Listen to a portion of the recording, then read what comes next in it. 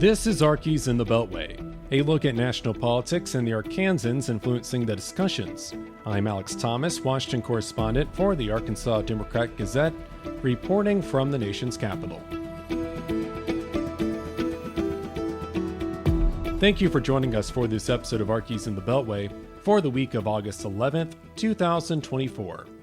Arkansas Democrats ecstatic about Vice President Kamala Harris's pick as her running mate.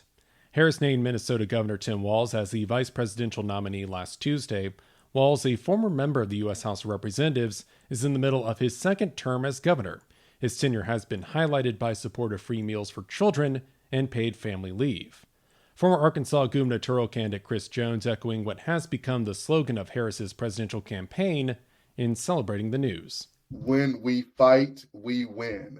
Vice President Kamala Harris has picked a winner. Jones led a virtual event last week, Rural Americans for Harris, geared toward highlighting how a Harris presidency could impact rural communities. The fundraising call, one of many held in recent weeks supporting the vice president, with other calls targeting groups of various backgrounds, from white men to black women to members of the LGBTQ+ community. We know that black women are fired up for Harris Walz.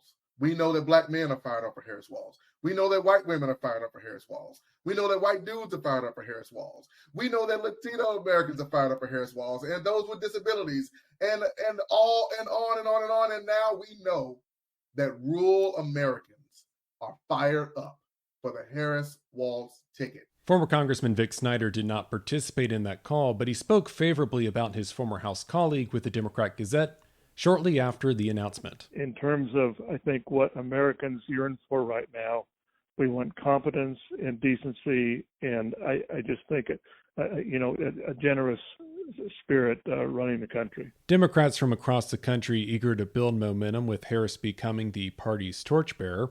Will Watson with the Democratic Party of Arkansas spoke during last Tuesday's event.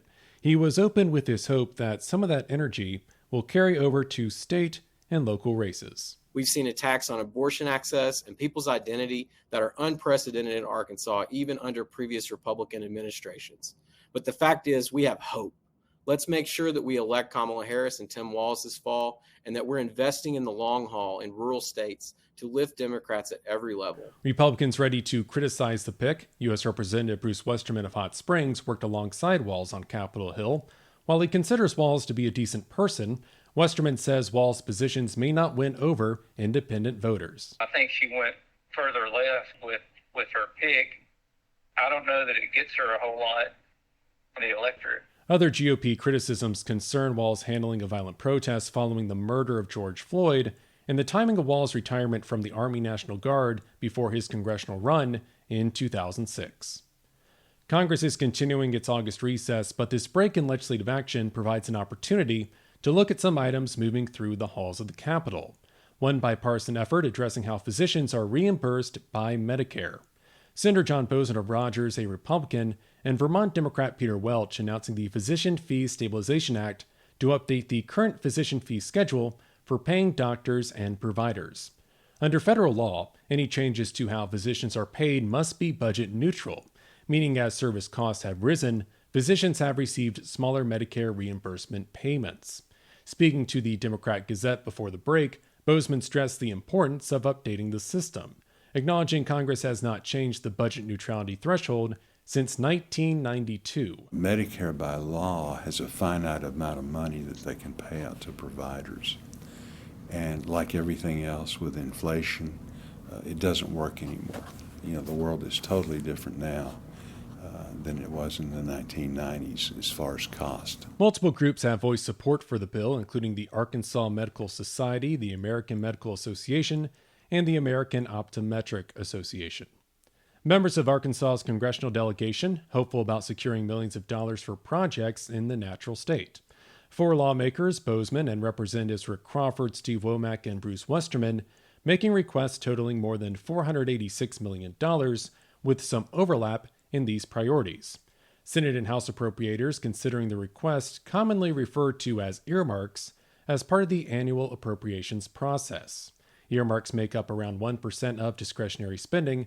Boozman is a Senate appropriator, serving as the top Republican on the subcommittee handling military construction and Veterans Affairs. The argument is, that the congressman or the senator who lives there knows a lot more about the state.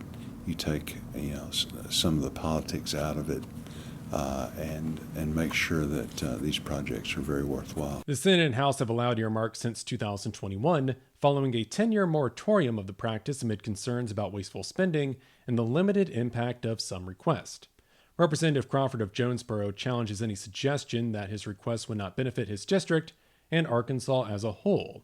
The congressman speaking to the Democrat-Gazette late last month. If I'm okay with this being on the front page of the Arkansas Democrat-Gazette, it's a good thing. Around half of the funding from Arkansas's lawmakers involve issues related to transportation, housing, and urban development.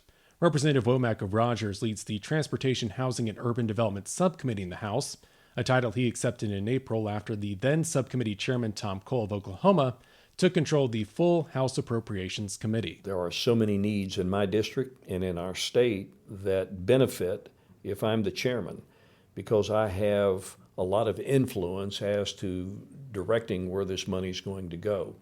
Can't send it all to the 3rd District, can't send it all to the state of Arkansas, but we can sure get our share. Some of the transportation-related projects include $59 million for the Springdale Northern Bypass, $6.7 million for constructing Interstate 57 from Walnut Ridge to the Missouri state line, and $9 million for improvements to U.S. Highway 412. As it concerns Interstate 57, Crawford says the project will hopefully alleviate traffic on Interstate 40 by providing an alternative route for motorists traveling north. I don't care where you are on I-40, you're going to find some construction because it is such a busy corridor. This is a relief valve. One of Representative Westerman's requests concerns the former Army-Navy hospital in Hot Springs. Officials have struggled to determine what to do with the site, which the state left in 2019. The future has been made more complicated given the facility's status on the National Register of Historic Places list and its proximity to Hot Springs National Park. House appropriators approved $7.2 million for demolishing and stabilizing some of these structures on site. Westerman speaking before the break, saying officials need to do something, given the condition of some of the buildings at the facility. If there were to be a big fire or something, that would have a broad negative public impact. So we requested money to do some demolition to some of the outbuildings on the Army-Navy hospital. Senator Tom Cotton and Representative French Hill, both of Little Rock, did not submit any request. Both lawmakers have a record of opposing earmarks. Congress has limited time to finalize these earmarks and the related 12 spending bills. The Senate and House will not be back on Capitol Hill until September 9th, giving lawmakers 3 weeks to pass something before the start of the next fiscal year on October 1st. The chambers are taking separate paths on these measures. Senate appropriators have passed 11 of the 12 bills, but the full Senate has yet to vote on a single measure. House appropriators have approved a dozen, but the House Republican Conference has only passed 5 bills, in part because of the GOP's slim majority in Congress's lower chamber. The full House has yet to consider Womack's bill. He says he wants his House colleagues to take this responsibility seriously and provide House appropriators with some leverage in future negotiations with their Senate counterparts. I have a much better bargaining position with the Senate under a conference committee when we've got a bill passed the House and they have a bill that's passed in the Senate. Boozman is confident that Congress will pass all 12 appropriations bills before the end of the calendar year, but that means lawmakers will likely need to pass a continuing resolution before October. He says it would be wrong for Congress not to pass anything before the holidays, noting such action would hurt a new presidential administration and Congress coming into power next January. If you have all of the work of this year that's still not being done and then the new work of next year, then you get behind immediately. So a lot of people on both sides of the aisle are thinking, that it would be better if we could get these things done and clear the deck for whichever administration it's going to be. If Congress passes a continuing resolution, lawmakers could consider appropriations during the post-election lame duck session. And that'll do it for this edition of Arkies in the Beltway for the week of August 11th, 2024.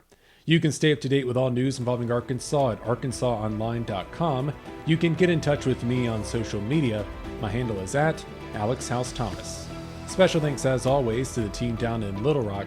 I'm Alex Thomas, and this has been Arkies in the Beltway. Thanks for listening.